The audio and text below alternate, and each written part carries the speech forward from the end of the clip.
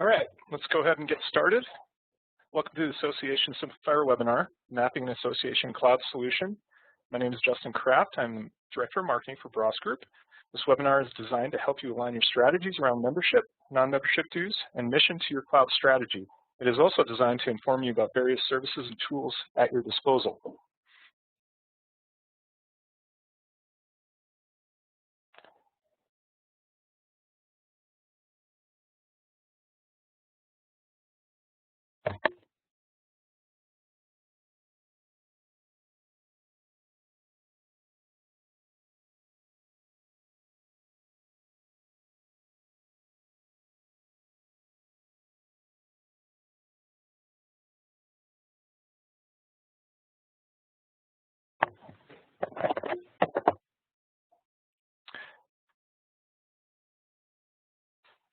All right, I just want to test this, make sure everyone can hear me. Can everyone hear me?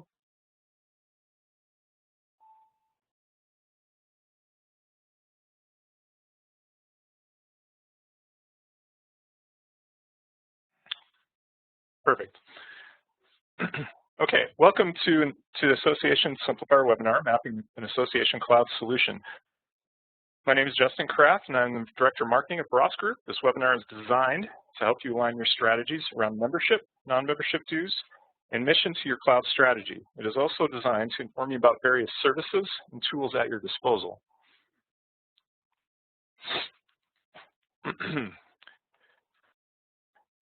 First thing I want to talk to you guys about is give you a brief description of who Bros Group is. Bros Group is a premier IT consulting and talent management firm dedicated to helping clients across multiple industries with all of their IT requirements. Bros Group has a unique intersection of service delivery and practice areas that enable clients to enhance value and promote nimble technology restructuring. Bros Group is an established provider of managed services for membership associations with 50,000 plus members, 1,500 institutions, advisory, operations, and project-based IT services. The four service areas that Bros Group provides across all industries, including associations, is staffing services, direct placement, IT consulting, and managed services. We are a rare breed that provides all four of these services. We do this because it allows you to go to one place for any of your IT association needs.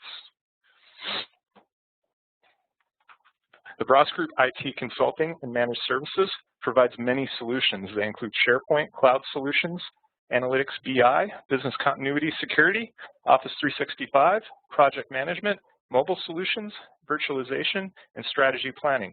We have clients who utilize just one of these services, a combination, or all of them. Bros Group has extensive experience specifically with associations.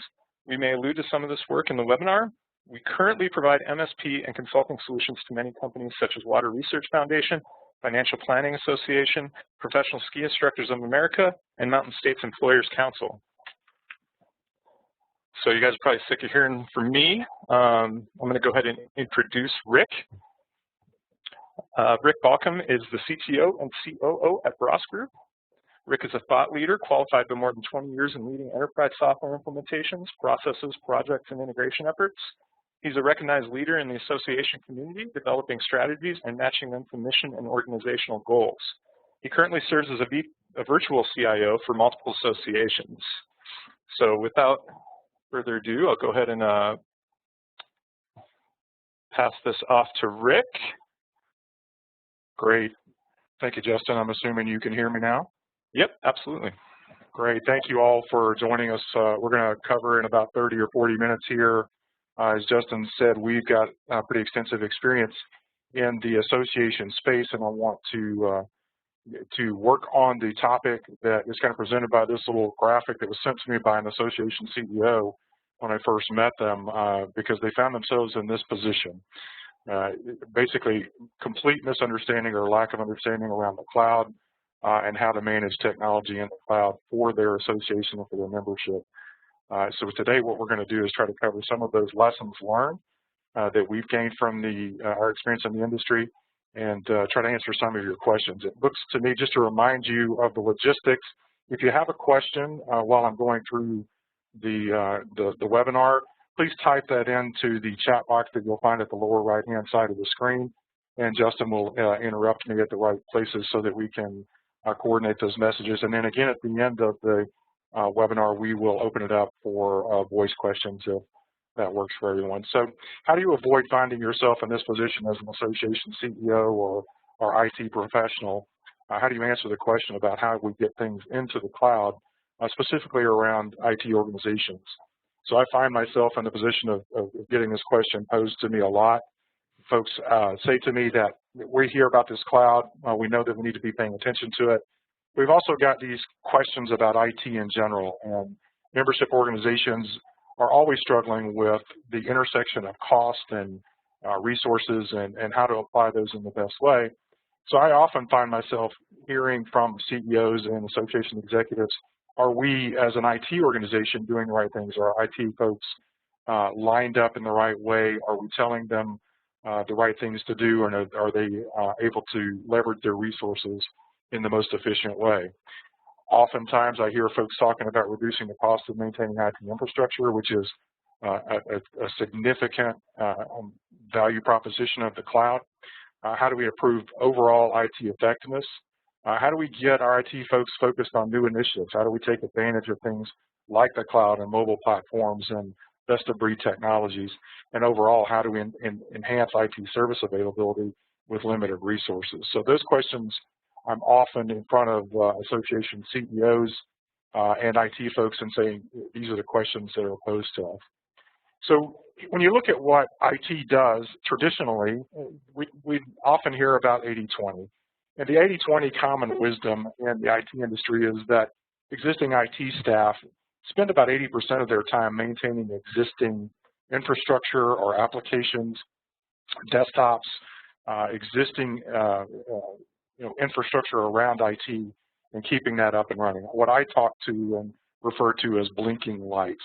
So IT spends a lot of time watching blinking lights in the traditional view. If you take the cloud view of technology, you want to work to invert that. So we'll talk about that in a second. But the basic premise of using and implementing a cloud technology is to turn around your 80-20. Basically, how do I get 80% of my resources focused on new things as opposed to just watching blinking lights and maintaining existing infrastructure? The 5 things that are listed here are from the 2014 CIO survey about the top technology initiatives for a broad range of organizations, not just membership. But if you look at the list, improve the use of analytics, identify new ways, improve IT project delivery performance. Basically, all 5 of these are focused on new.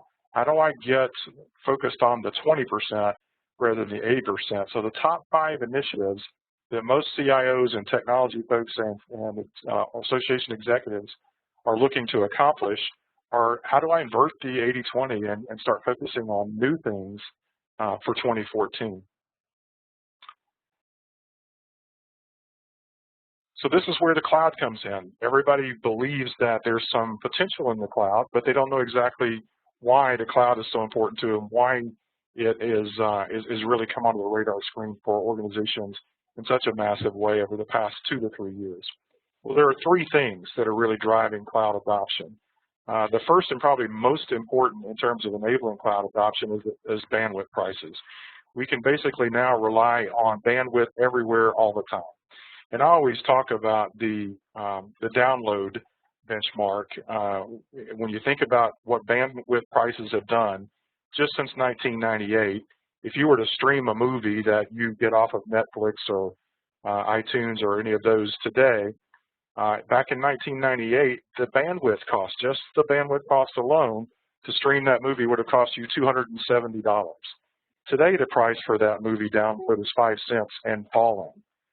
So the significant driver around cloud adoption is that bandwidth is available almost everywhere, almost all of the time. So when you're north of 95, 98% available and high bandwidth, that's a significant driver to cloud adoption. The second driver around cloud adoption and what's driving it is Moore's Law. For those of us who came out of the computer science disciplines, Moore's Law basically states that computing power is going to double to triple every 2 years, and the price will fall by 50% every year. So it wouldn't take much of a mathematician to draw that out and see that the power of computing is on an extreme hockey stick growth strategy while the prices are falling. And that makes any purchase that you make today in terms of hardware that goes into your premise immediately obsolete. So if you look at replacing a server that's 3 years old, whatever you buy today, actually before you get the packaging off of it, it's pretty much obsolete. So Moore's Law is catching up with us. It's more than caught up with us. And it's really driving a need to want to try to figure out how I get out of the business of watching blinking lights. How do I find myself in a different position? And cloud adoption is what really changes the game around that. The third thing that's driving cloud adoption is that managing and finding and managing IT talent is hard.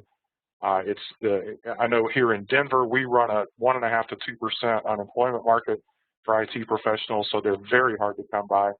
And when you find them, you really want them focused on new initiatives and lining up with your business plan as opposed to watching blinking lights.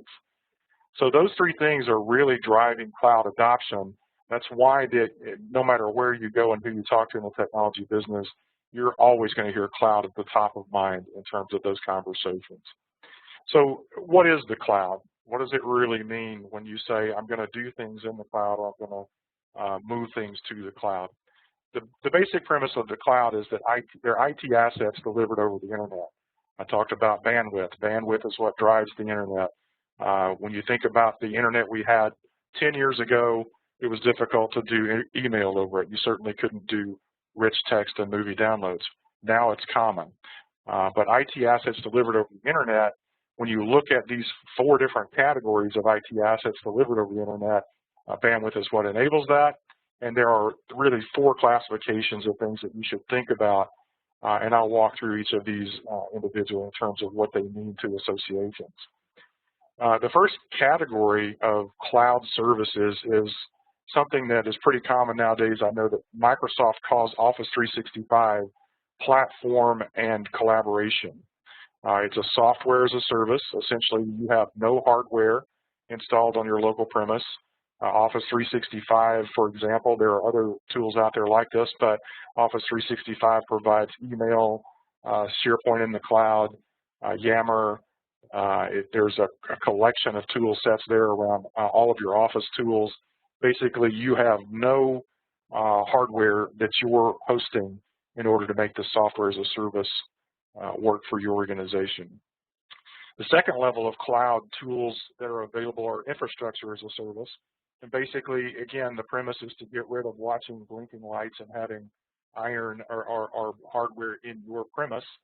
And it puts those things into a cloud that is managed by someone else. So similar to what Microsoft does for Office 365, you can buy services where you can get servers and infrastructure from someone like Azure, which is a Microsoft product, or you can certainly get it from Google and those folks through the EC2 platforms. The third level of cloud platform is platform as a service. Again, there are tool sets out there that go beyond just a software as a service, but give you a complete package of hardware and software bundled together. There are products like that out there that fall into the category of things like Microsoft Dynamics for CRM, Project Online. Salesforce falls into this category, also falls into software as a service as well. So if you look at those top 3 categories, you see that there are some, it's not just a matter of saying I'm going to put my things in the cloud. It's a matter of thoughtfully figuring out the applications that you're looking for and figuring out which cloud service is appropriate for you. The fourth blue box down at the bottom is really highlighted in this vein because one of the things about the cloud architecture that you will find is that it doesn't really matter that all of this is going into the cloud. You really still need to focus on finding the right management structure, the right partnership structure to help you define and implement cloud services. The need for a good partner for developing your cloud strategies and implementing your cloud strategy does not go away. These are services that become basically utilities. You still need a strong project management and strategy and planning function to implement some of these things. So cloud strategy by the numbers. If I were to simplify all 4 of those things that you just heard me talk about, we put them into three categories. The first category is cloud or commodity cloud, and those are tools like Microsoft Office 365, which includes all of your email functionality, all of Link, which is a screen share and instant messaging platform, SharePoint Online, Yammer, and SkyDrive. So just to walk through those individually a bit, if you have an Exchange server in your organization that you're maintaining, especially as nonprofits, for those of you who have the appropriate nonprofit status as an educational institution or as a nonprofit, you can get pricing from Microsoft for Office 365 that is so compelling that you can't afford to maintain your own Microsoft Exchange servers. Essentially, you can get Microsoft Exchange and this entire package of services for under $15 to $20 a month for every one of the folks in your organization. So just the economics of the commodity cloud around an Office 365 product are pretty compelling. So if you look at the productivity aspect of implementing something like Office 365 with Link, which is a screen share and instant messaging platform, SharePoint Online, which gives you intranet and collaboration platforms, and then Yammer, which gives you enterprise social. Those are some pretty strong collaboration tool sets that especially organizations with far-flung resources are able to plug into, again, for pretty compelling economics. The commodity cloud is basically out of the box.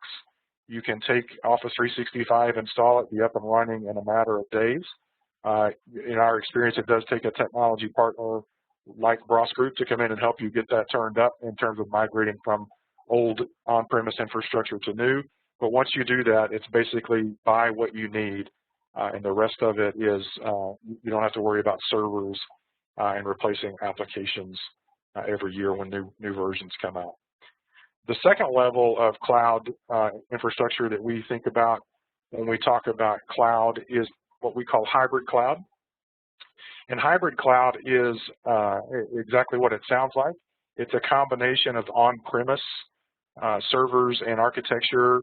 Legacy is what we typically refer to that. So if you have an association management system or a learning management system or an accounting system that is on-premise hardware and software that needs to stay where it is for some reason for some period of time, you can marry those architectures to the commodity cloud and create a hybrid cloud. We do this often, and I'll talk to you about some business case or some case studies at the end of this where we can illustrate how we've done that. It would allow you to keep mission-critical data for accounting apps and those things that people are a little bit more parochial about on-premise under a tighter control rather than putting it into a commodity cloud.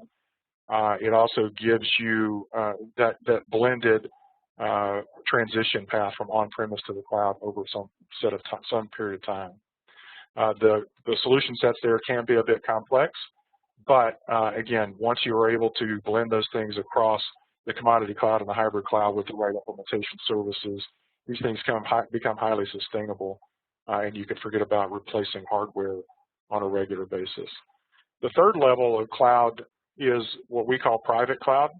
Essentially, if you think about conceptually picking up whatever you would have normally put into your own data centers and move it to a private data center, get your bandwidth through the internet, connect that way, and connect more broadly than you're able to with your private data centers.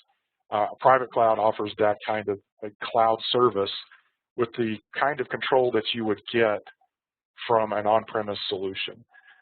None of these three cloud pictures are exclusive of the other. There can be all sorts of hybrids between these. Many of our clients start with a commodity cloud, end up with private clouds or hybrid clouds as part of the solution set that they need for their organization. But they're able to drive significant costs out of the IT infrastructure in terms of moving 80/20 to 20/80 in terms of their IT folks and their resources are now focused on not on watching blinking lights, but on what the new functionality that the organization requires might be. So to summarize those three levels of cloud services, one size does not fit all. There is a lot of cross-pollination between these models, and what you need is the right partner. We think it's someone like Ross Group to help you implement those strategies.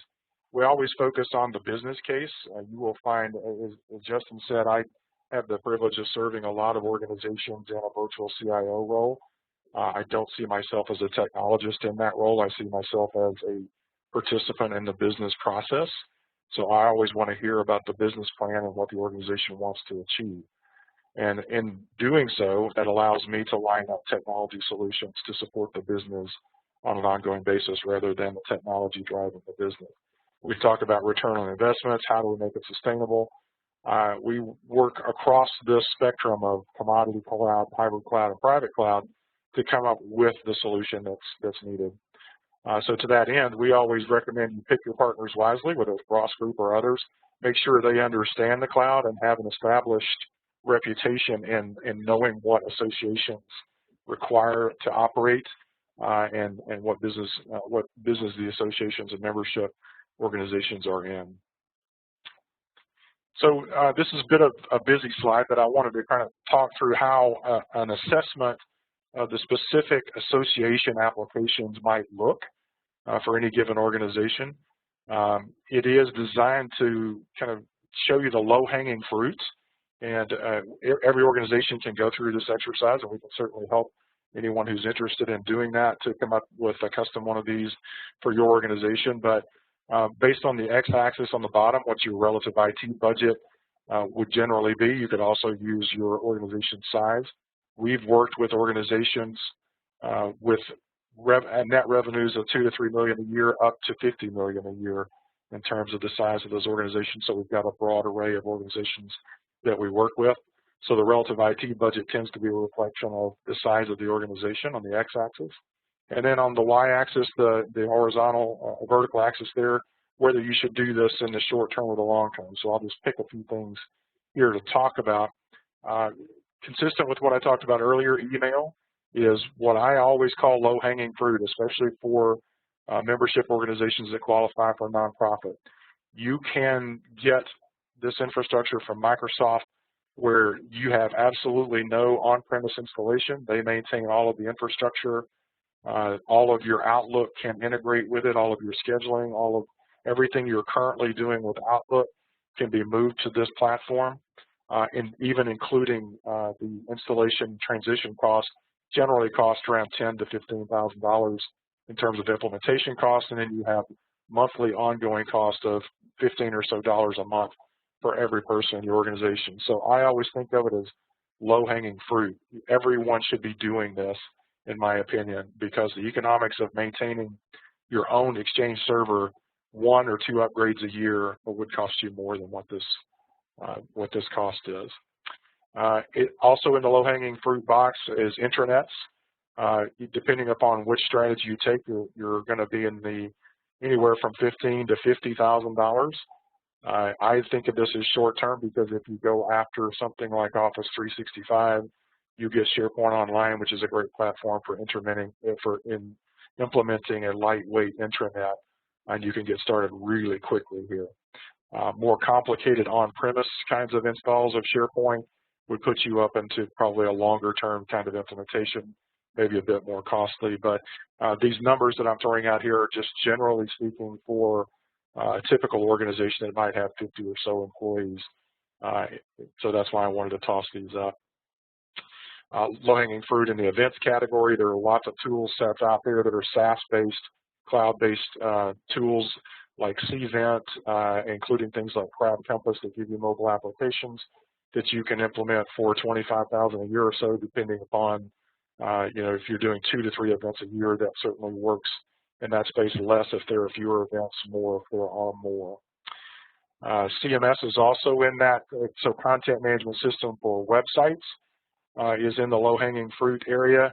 We always recommend that people really focus on search in their implementation of their CMSs and make sure that their sites, whatever they build for their public-facing websites, are searchable in a highly indexed form so that you have essentially a Google for whatever your organization is, Google for water, Google for financial planning, Google for whatever your organization is. you really want to become a location where people will search for information about your particular mission. The rest of the boxes tend to be either more budget or longer term. If you look in the top right-hand corner, if you're a large organization who needs an association management system, some of the ones we work with are IMS, Personify, Optify. Those are the heavy lifts. Those can be $1 million plus, whether they go to the cloud or a hybrid or a private. They're fairly expensive. There are some lower dollar ones there when you think about ProTech and some of the others.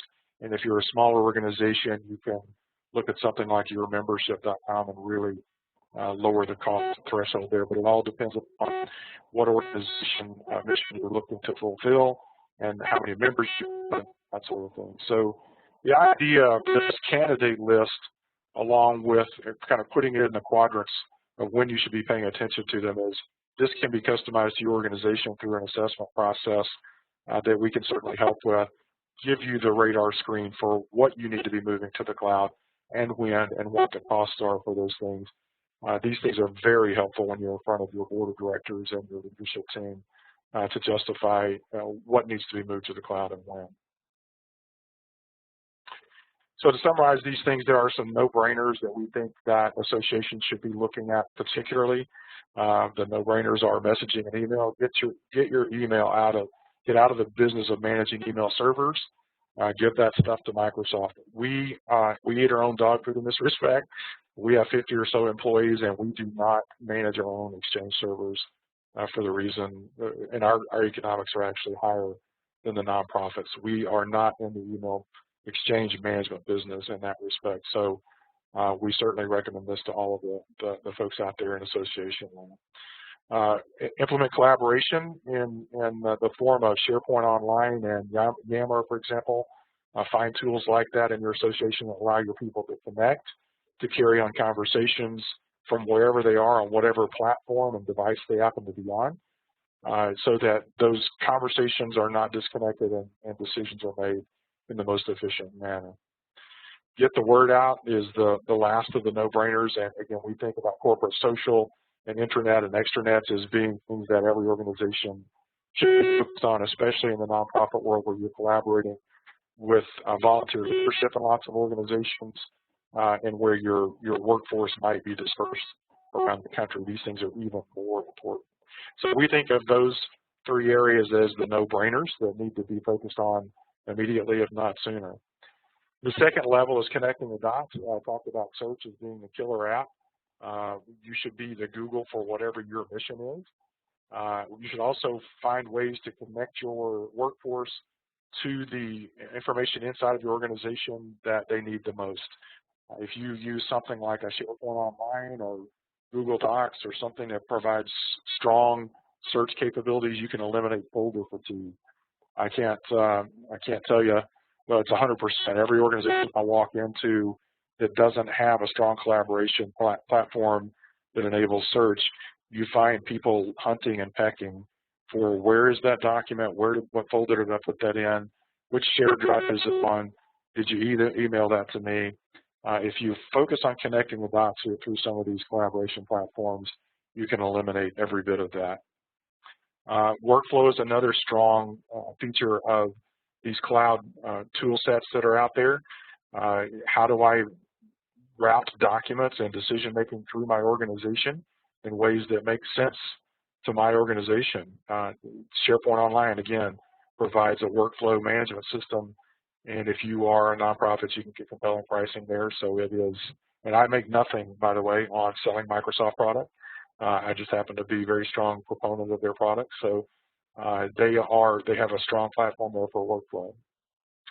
You can utilize integrated tools in here to connect the dots. Again, these tool sets that are out there now that are cloud-based, I keep referring back to Office 365, but if you save a document in Office 365 in Word, it can automatically save it into the right folders and update metadata and tagging on your shared drives on SharePoint, and people can automatically search for those things with very little interaction. You just specify where you want those things to be saved, and you're no longer saving things to your hard drive. moving things to shared folders, emailing files around. Those things are automatic in these integrated tool sets. I often tell people to pay attention to mobile and small footprint devices. Most of us have more than one device now. I have, sitting here on my desk, 3 of them in front of me, and that's not even all of the devices that I work with.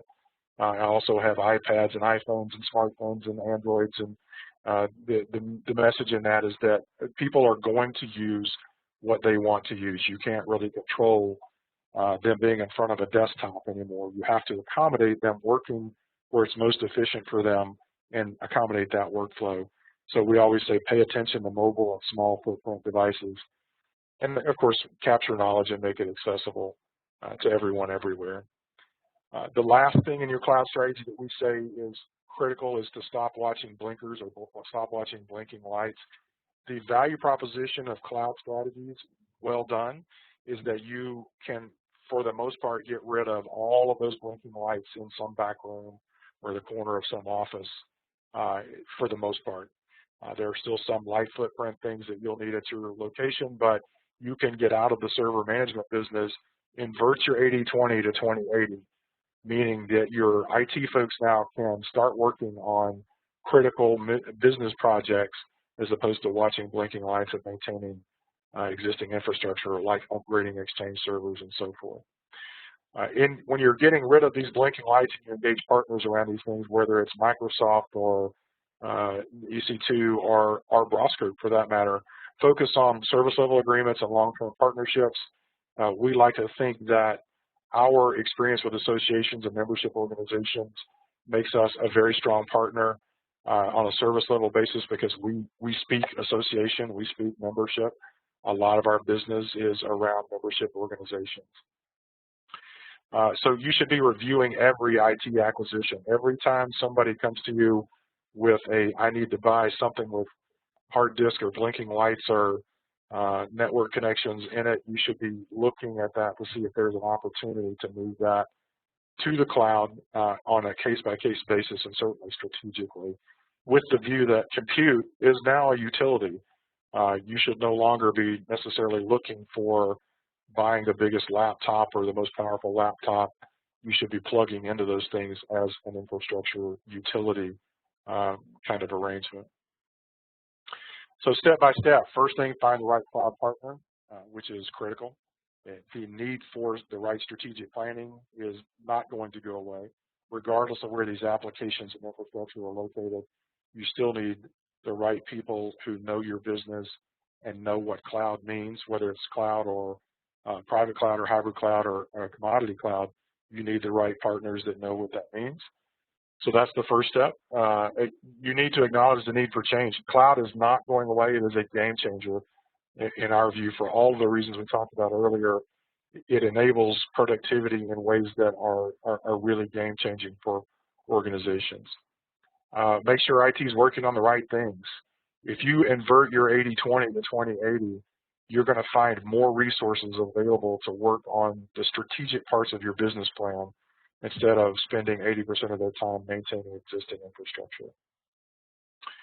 Make sure IT is doing things the right way. Do a formal assessment. We oftentimes work with associations. The first engagement that we will do with them is a formal assessment process where we go in and look at people, process, technology applications in the light of what membership and associations do, because we know that space, and try to work with them around what their business plan asks for and what their IT plan delivers, and find out what those gaps are and make recommendations about those things. Most of our engagements around membership organizations start in that way. And one of the first things that we do in those assessments is understand the true cost of IT. Many, many, many organizations, especially in the membership space, association space, tend to scatter their IT spend. They don't really know where the IT spend is because it's in every department, and they don't really understand the cost trade-offs of going to the cloud and consolidating that spend in a way that they can get a true picture. You should make a plan to adopt these alternative delivery models. Again, back to the partnership, this is not, generally speaking, something you do over a weekend. This is a thoughtful process that takes weeks to months to plan out, and then probably 18 to 24 months to accomplish if you have existing applications and tool sets that need to be migrated. For the most part, these are not flip the switch kinds of activities, but you will find yourself in a position of needing to make that plan, whether it's internally or bringing in a partner to adopt those plans over time. You need something like the grid that I presented earlier about short-term, long-term, and what the costs of those things are. The last thing in terms of step-by-step is be prepared to redeploy personnel. If you actually shift, and we've seen this happen, from 80-20 to 20-80, you will find that the skill sets that are needed to attack the strategic things in your business plan change from the skill sets that are needed to watch the blinking lights. So when the blinking lights go away, you're going to find yourself with more capacity around doing strategic things, but be prepared to redeploy those personnel and skill sets in ways that are more appropriate to fulfilling your business plan and connecting to your mission. I have to do a little bit of selling here in terms of engaging a cloud services partner, which we are. Probably, I would have to do the numbers, but somewhere around 70-75% of our business is managed services, which means we are a cloud partner with lots of experience in this area. We can help accelerate cloud adoption. We certainly believe and have experience and can show you service level improvements for the organizations where we've gone in and worked with them around moving to the cloud. We believe, and our CEOs tell us, that the business plan fulfillment happens much more quickly in terms of connecting to a KPI or a strategic business goal. We find that by engaging a partner like us, we are able to connect those dots much more quickly. There are lots of efficiencies around ongoing management of the ecosystem, around the cloud ecosystem, and flattening the cost curve. We talk about S3, stabilize, standardize, and simplify, and we apply that to the cloud as well. So that's my 30-second pitch around ROS. A couple of case studies which might be interesting to folks that at this point, we're working with more than half a dozen large association membership management organizations. I'll just talk about these two. There's a link here to a case study where you can go and download the case study around Water Research Foundation, but I'll give you the high-level overview of these two organizations. Water Research Foundation is a water quality organization based in Denver. They facilitate research, basically the movement of funding for research from funders to research teams around water quality. That's their topic. Their membership is institutional, meaning that folks like the Chicago Water Board, Denver Water, operators around large water systems are their members, and people who work for those organizations have access to all of the digital platforms that Water Research Foundation produces. Our engagement with them, we are in our third year of working with Water Research Foundation as a managed services client. We created a hybrid cloud architecture for them. Their public website, which is, it's in the case study, but it's www.waterrf.org, is a digital platform that we built for them to deliver research results to their membership. A good bit of their information is also publicly available, so you don't have to be a member to get to a good bit of their research. If you're interested in water quality, it's a great place to go kind of see what the current thinking is around those things. So we built a website for them that delivers their digital. Their old model was to publish reports that they physically bound and send out to people. They wanted to flatten that architecture around dissemination of information into everything from summaries that were one-pagers that you could drill down through and get to the 300, 400-page research report. They are able to do that on their publicly facing website now. It's essentially their website has become their FedEx truck for getting these research reports out to the public, and also flattens the architecture for all their information architecture in such a way that you can find information in much more consumable kind of bite-sized chunks. We're also managing their enterprise resource planning system, which is Solomon, where all of their project accounting and accounting for the organization is done.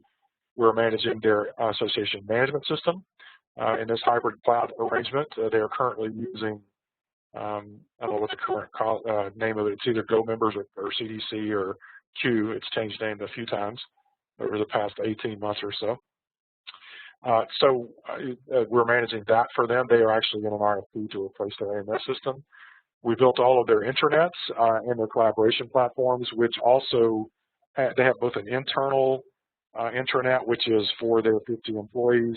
We're also doing collaboration platforms for their research teams, which would be called extranets in some world.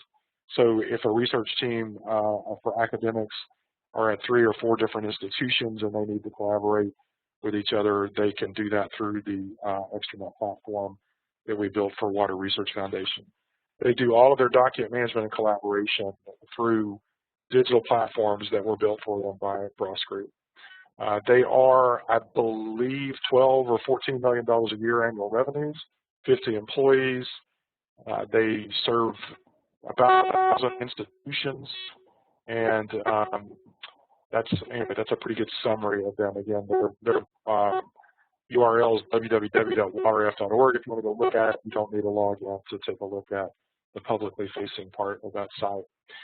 Financial Planning Association is another fairly large organization that we work with, and we're going into our 2nd year of working with Financial Planning Association.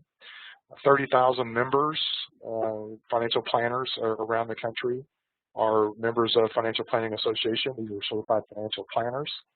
It's a very similar kind of profile in terms of they have a tremendous amount of content that they want to distribute to their members. Some of it's secure, some of it not, in terms of you have to be a member in order to see some of that content. Other of the content is publicly facing and some is not. Again, their platform is digital distribution of content that they have all sorts of people, experts in the industry, thought leaders, are authoring and putting onto their website. They also have the Journal for Financial Planning, which is a digital magazine that's delivered through the website as well as through iOS, Android, and other platforms on the mobile platforms, which we put together for them. They have an AMS platform also that we manage, which is IMUS, is the product that we host for them there. And they have extensive ERP stuff with Dynamics and Solomon integration, and they have intranets and Office 365 as well. Again, another place where we got out of the business of managing Exchange servers. We moved everything to the cloud in their case. There are others, smaller organization, Professional Ski Instructors Association, American Association of Snowboard Instructors, very similar. It's a much smaller organization. We are focusing on some of the same things with them, just scaled down a bit. Their websites are not using SharePoint, they're using .NET Nuke, but similar kinds of things that we do for them in terms of moving them through this continuum of commodity cloud, hybrid cloud, private cloud over time to line up with their business plan. So those are a couple of case studies that are available at our website. I know there's a link here to download the water research one. There's others out there on our website that you can take a look at. The idea that I wanted to convey today was we don't want any of you in this position where you couldn't get your head around the cloud. It's hard to cover all of this in 30 minutes, but we are able to certainly follow up with anyone who's interested in talking more in depth around what our capabilities and capacity might be there. And with that, I think we'll open it up for questions if there are any. And if there are, we'll let Justin jump back in and facilitate that process. Can you hear me, Rick? I can, yes. Okay, perfect. I don't see any questions right now, but I will leave this screen up, and I do have a few other events that might be of interest to some of you that I'll go over. So you guys can jot this down. Our website is brossgroup.com, and you can contact Rick directly if you have any questions as well, and that's rbaucom@brossgroup.com. And our phone number, actually, I don't know why I didn't put that on here, but it's 303-945-2700. So if you want to reach out to us, maybe discuss an assessment or something like that, if you do have those type of needs or cloud needs or just have any general questions, we're more than happy to help with those. And I'll go ahead and go to the next slide. If anyone needs this information too, we're going to go ahead and send a follow-up email that'll have this slideshow available for download and also the video of this webinar. So that will become available to you as well. So to kind of end on what we have coming up, because again, some of the stuff may have some interest to you. On April 1st, we have how to create an enterprise security awareness training program. So there's a little bit of a security focus out there that we're seeing right now, and we do have the capabilities to help with that, whether it's PCI compliance or some other issues you might be having. And on May 6th, there's a kind of an end part to the series of security that we're kind of doing right now, and that's the make it stick part, enforcing your security policy. Again, if you go to our website and go to our blog, we can go ahead and you can sign up in those forms, or when I do send this out to you, this download, you'll see those sign up buttons now. They'll be activated for that download. On May 19th through the 21st, Rick is actually speaking at the Digital Now conference in Nashville, and that's an association-focused conference on technology. And if you actually use the link that will be included in our follow-up email for this, you'll get a $200 discount.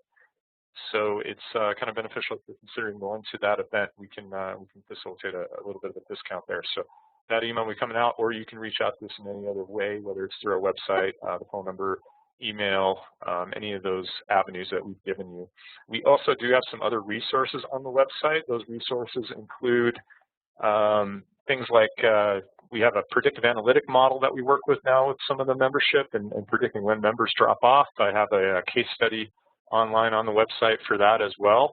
So those types of things, we want to provide you as many resources as possible that we can give you as an association to succeed. So having said that, I want to thank all of you for coming on, and we look forward to chatting with any of you that need or want to have more of a conversation with us. And hopefully we'll see you at the next webinar on April 1st. Thanks.